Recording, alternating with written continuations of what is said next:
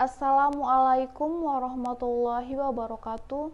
Perkenalkan, saya Maresia Koreanun Komariah Minda Delimunte. Di sini kami dari kelompok 1 ingin mempresentasikan hasil kerja kelompok kami dengan topik pembahasan kapasitas produksi yang berjudul Pengendalian Kualitas Proses Produksi Kain Batik menggunakan metode Statistical Process Control pada PT Iskandar Indah Printing Tekstil. Ini saya akan menjelaskan latar belakang mengenai batik. Batik merupakan salah satu kekayaan seni warisan budaya masa lampau yang telah menjadikan negara Indonesia memiliki ciri khas di mancanegara. Perkembangan batik yang sudah menempuh perjalanan berabad-abad silam telah melahirkan berbagai jenis dan corak batik yang khas di setiap daerahnya. Seperti yang kita lihat dahulu, Malaysia pernah mengklaim bahwa batik berasal dari Malaysia. Barulah bangsa Indonesia tersadar dari mimpinya bahwa batik harus segera dilestarikan kembali keberadaannya. Seperti yang kita lihat sekarang, sudah banyak motif dan corak batik bermunculan dan sudah menjadi tren juga sekarang. Maka dari itu, di makalah ini akan kami bahas di mana lokasi dan distribusi batik, bagaimana persediaan bahan bakunya akan dibahas oleh teman saya. Bab 2 yaitu pembahasan A. Kapasitas produksi. Pamor batik makin cemerlang, baik di dalam maupun di luar negeri. Momentum ini tak disia-siakan oleh banyak pelaku industri batik. Mereka memanfaatkan untuk memperkenalkan berbagai jenis batik inovatif yang mengikuti perkembangan zaman dan permintaan pasar. Kapasitas produksi untuk batik cap kapasitas produksinya yaitu 600 potong per bulan, sementara kapasitas produksi batik cetak sebanyak 250 potong per bulan.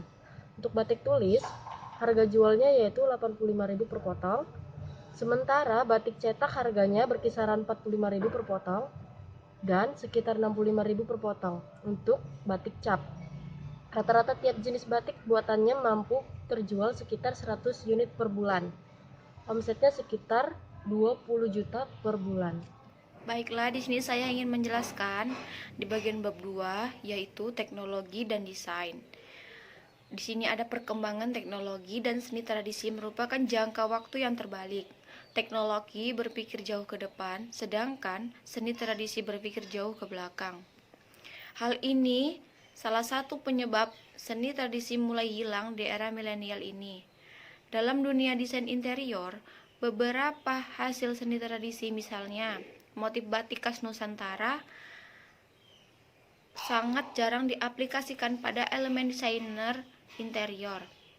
Tujuannya adalah untuk mengetahui bagaimana aplikasi teknologi dapat digunakan untuk mempertahankan motif batik pada elemen interior. Hasil yang didapatkan diharapkan dapat membantu desainer interior untuk mengetahui bagaimana aplikasi motif batik pada elemen interior melalui material yang digunakan oleh teknologi dan software yang mendukungnya, sehingga dengan adanya aplikasi motif batik pada elemen interior, reaktualisasi motif batik dapat terjadi seiring perkembangan zaman dan teknologi. Kesimpulannya di sini adalah yang didapatkan adalah motif batik dapat diaplikasikan pada elemen desain interior sejalan dengan adanya perkembangan teknologi. Yang C yaitu lokasi dan distribusi. Lokasi industri dalam persaingan dunia kerajinan kain batik haruslah diperhatikan dalam strategi pemasarannya. PT Iskandar Indah Tekstil adalah salah satu perusahaan manufaktur penghasil kain batik di Surakarta. Tidak hanya laku di pasaran lokal, batik pun juga didistribusi oleh pecinta kain batik dari luar negeri dan akan dilakukan pengeksporannya ke Amerika, Kanada, dan beberapa negara besar lainnya. Nama saya Rispatora Singoringo. Saya akan menjelaskan tentang persediaan bahan baku.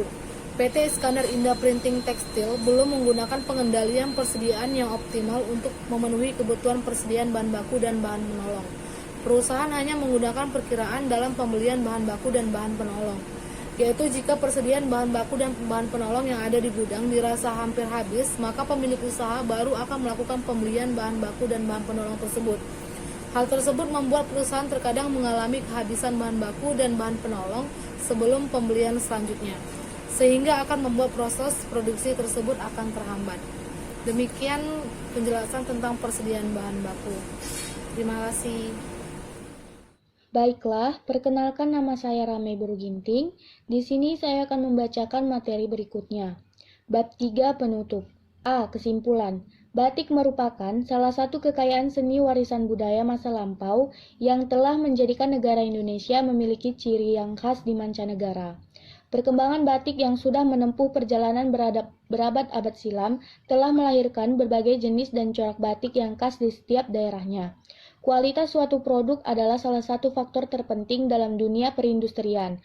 Salah satunya dalam perindustrian manufaktur PT Iskandar Indah Printing Tekstil, yaitu salah satu perusahaan manufaktur penghasil kain batik di Surakarta.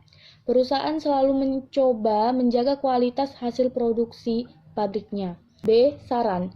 Sebaiknya memakai batik perlu ditingkatkan lagi agar ciri khas kita sebagai warga negara Indonesia tidak hilang, karena beberapa negara lainnya sudah mengakui batik Indonesia.